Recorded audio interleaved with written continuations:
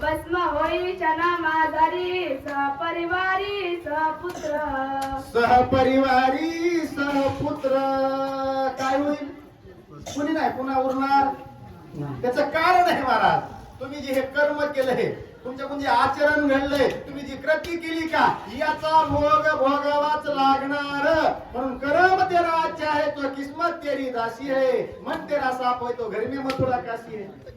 मन रहा चांगा तो कटोती में गंगा आहे. कुठं जाण्याची गरज नाही. मोहम्मद महाराजांना सांगितलं, बरोबर आहे का? चित्त शुद्ध नाही ते बोध करील नाही, निर्मळ जीवन काय करील साबण. आपलंच आपल्यापाशी या, कुठं जाण्याची गरज नाही. ठाईचं बैसोनी. महाराज तुमचं कर्म चुकलं, सर्व परिवाराचं, नातवाचं, स्वपुत्राचं हाणण होईल, कुळाचा नाश होईल. हे भविष्य पुढचं जगज्जननी माता राजा रावण महाराजाला पुन्हा पुन्हा सांगतात. निवारले माझे धार, निवारले काळचक्र, परी श्रीरामाचा बाणा निवार, दशशिवधार दशशिरवाधार्थ दशशिरवधार्थ.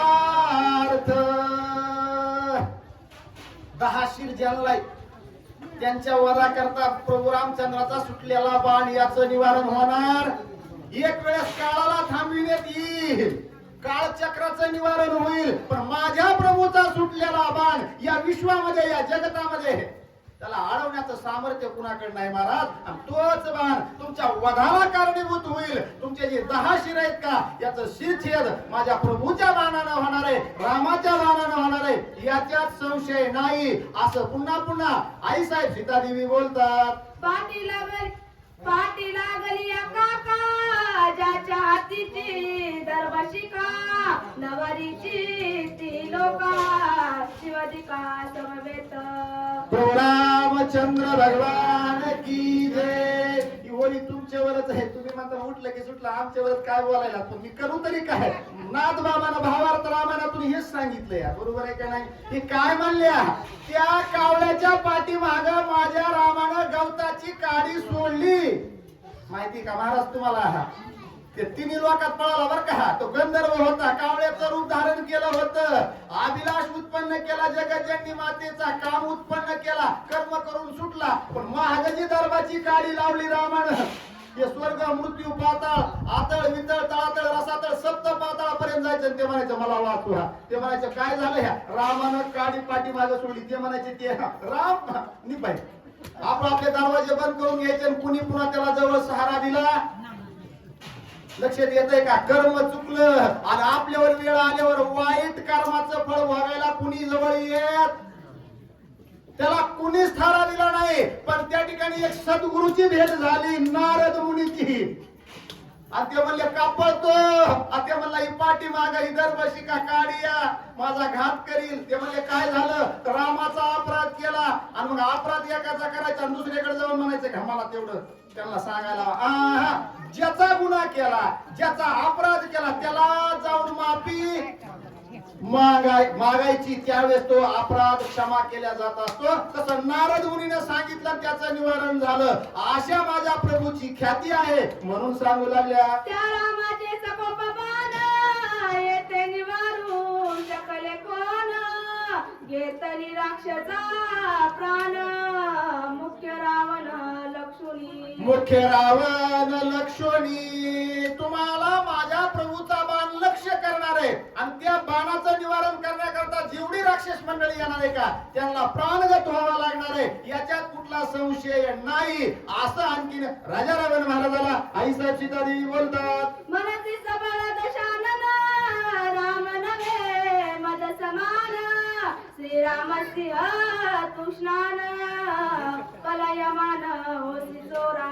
पलायमान होसी चोरा. काय म्हणलं? सप्त कोटी घरे सुटो कांचनाची, बरोबर आहे का नाही? त्याला काय म्हणतात? ह्या पलायमान हो चोरा, पळून जाय चोरा म्हणल्या. तू चोर आहेस, माझ्यासाठी भिकारी झालास. आणि माझ्या रामाला जी तू काय कमी लेखत होतास का? माझे राम म्हणजे कोण आहेत? एक वाघ आहेत, सिंह आहेत, आणि तू असणार एक श्वान आहेस म्हणजे पुत्र आहेस. आणि वाघ आपण सिंहापुढे पुत्र काय करणार आहे का? उपमा कुणी दिली या सीता मातेनं राजा रावण महाराजाला. याचं कारण सांगू का? काय केलं? मी राजा म्हणाला शब्द राहिला का? अरे राजा होता तर भिकारी कशाला झाला? ज्या दिवशी दिवशी भिकारी झालात आणि काखेत जोळी अडकली, त्याच दिवशी सर्व वैभवाचा रास झाला, त्याच दिवशी अपकीर्ती माथ्यावरती प्राप्त झाली. म्हणून आईसाहेब सीतादेवी म्हणतात, ए चोरा, निघ लवकर, तू इथं थांबू नको, माझ्या प्रभूचा बाण तुझा अंत केल्याशिवाय राहणार नाही, असं बोलू लागल्या. मुगीधरानी पक्वान्न अंड अंड करीते पळे स्नान, सीता चोरोनी चिंद्रातून पलायमान तू तैसा. पलायमान तू तैसा. कुत्र्यानं तोंडात भाकर घ्यायची आणि काय करायचं, हाड हाड म्हणून पळालं. बरोबर आहे का नाही? श्वानाची उपमा दिली हो, नाथ बाबांनी शब्द वापरलेत, मंत्र सांगायची गरज नाही पदरचं. बरोबर आहे का नाही? पुराव्या सहित आहे. ते कुत्र काय करतात, तोंडात ती भाकरी घेऊन हाड हाड म्हणून पळून जातं. तसं तू अवस्था माझी केलीच म्हणले, किंवा त्या अन्नाला पाहून जसं वसून ते धावून येतं का, तसं तू त्या ठिकाणी धावून आलाच. राजाला जर भिकारी व्हावं लागतंय कशामुळं?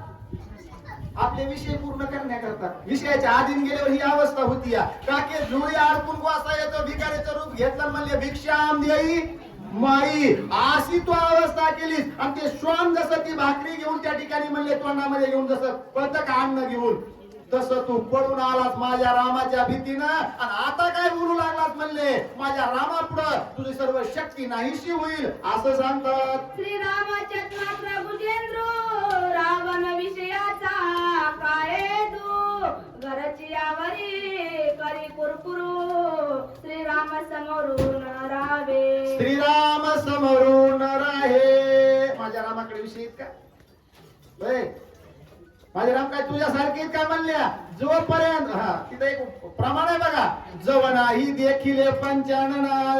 बरोबर आहे का? जम्मुक करी गर्जना, जोवरी तोवरी जम्मुक करी गर्जना, जवनाही देखिले पंचानना. कोल हुकीला येत, अशा हुक्या हांत हांत, पण कुठपर्यंत? जवळ त्यानं सिंहाला पाहिलं नाही तोपर्यंत. आणि एकदा सिंह पाहिला, कोणाला कुठाला पावती कळत.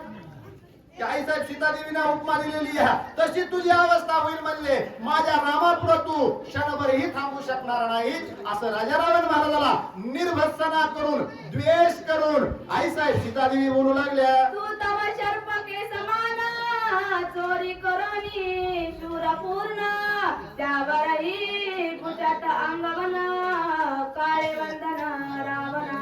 काळे वदन रावणा. आमचे महाराज सांगत असते, बरोबर आहे का नाही? माणसं पांढरे केस झाले की असं आयुष्यभर माणूस कुठं काळ लागू म्हणून प्रयत्न करत, आणि पांढऱ्या केसाला काळ कशामुळे करतात? किती दिवस त्याला काळ केल्यावर ते काय राहते, खालून लगेच तोंडवरी काढतात. आलो खालून पांढरेच निघत येत नाही. मनाचं समाधान आहे. अरे निसर्गानं जे दिलंय, ईश्वरानं जे दिलंय, त्याच्यामध्ये समाधान मानानं. वरून काळ करून काय उपयोग लावणारा होईल का? ओरिजिनल ते ओरिजिनल. किती वर्ष आपण काय केल्यावर हे जशाला तसं राहणार आहे. याला एक दिवशी सुरकुत्या. अरे बाबा, तसं आपलं कर्म नीट ठेवा. बरोबर आहे का नाही?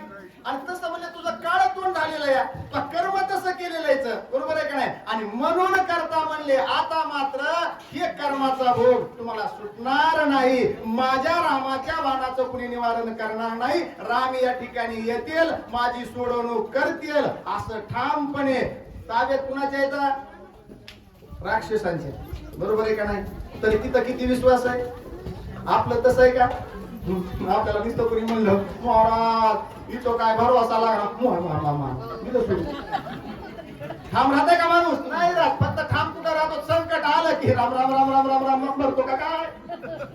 असं होतंय का नाही? पण कधी वेळ आल्यावर इथं सांगितलं, पडता जळ भारी दासी आठवावे हरी, मग तो होऊन या दिशेनं नाट घाली सुदर्शन. अशी शांत वृत्ती धारण केलेली आईसाहेब सीतादेवीनं. आणि त्याच्यामुळं प्रभूच्या नावावरती, प्रभूवरती एवढा विश्वास आहे, म्हणून राजा रावण महाराजाला संवाद करतात. 19 सीतेचा अनुवाद, रावण आला सबद क्रोध, तिचा करावया वध, झाला सिद्ध साटोपे. कुणाला राग येत नाही का? राग येतो ना महाराज. एवढे शब्द तीक्ष्णमान बोलल्याच्या नंतर म्हणले, कोप चढला राजा रावण महाराजाला. राग आला, राग आला. आणि आणि माग पुढे सरसवले आणि आता जिचा घात करतो अशी अवस्था धारण केली. अशी कृती राजा रावण महाराज करणार. तेवढ्याच वेळामध्ये पुढे जी काही कथा झालेली आहे ते पुढचे वाचक येतील. प्रभू रामचंद्र